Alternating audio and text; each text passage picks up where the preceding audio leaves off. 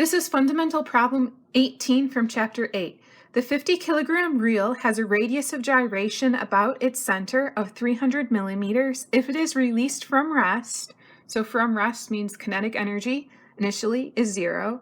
Determine its angular velocity when its center O has traveled 6 meters down the smooth inclined plane.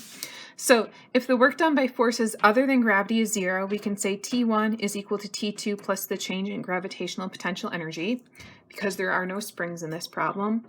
For forces other than gravity, we have a normal force which does not do any work. We have a static frictional force, and we know that the force of static friction does not do any work. We have the force that the rope exerts on the reel, which is pointed in this direction.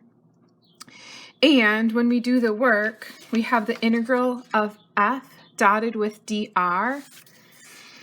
And for the same reason that the force of static friction does not do any work, this force does not do any work either, because dr, which is the infinitesimally small displacement, would be pointed perpendicular to that. So that point right here is moving like this. So right at that instant, the vector dr is perpendicular to the force of the rope, just like we had for rolling without slipping. So the only force that does work is the force of gravity, and we're going to look at change in gravitational potential energy for that. We already know T1 is equal to 0. So for change in gravitational potential energy, because the reel is moving 6 meters down the incline, we have 6 meters at an angle of 30 degrees. I want to find the change in height. So that's 6 meters times sine of 30 degrees. And the reel is rolling down the incline, so the change in gravitational potential energy is going to be negative.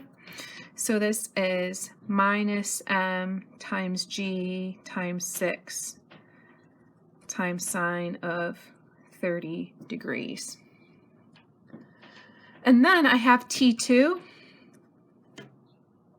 And for the moment of inertia about the mass center, I can use m times the radius of gyration squared.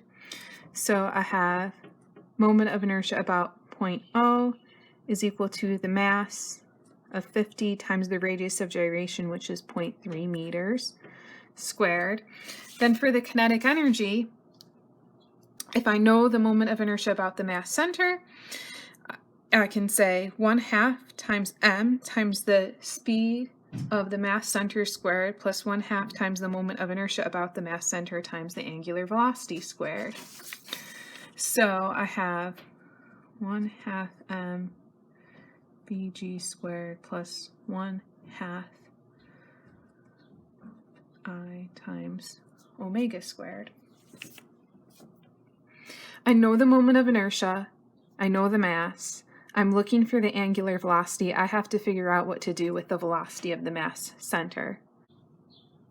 Because the rope is coming off of the reel here, this radius is 0.2 meters. The velocity of the mass center is equal to 0.2 times the angular velocity.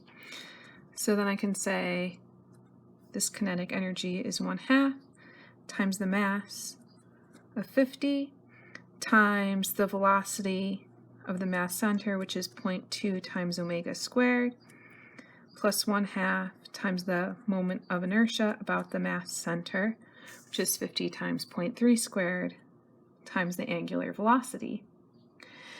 And then we can put this all together, and T1 is equal to 0.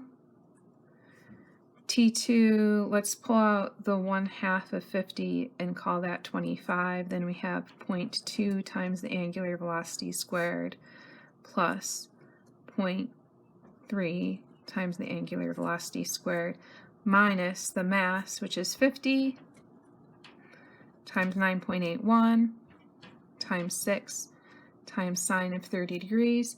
And this gives us, for the angular velocity, 21.3 radians per second.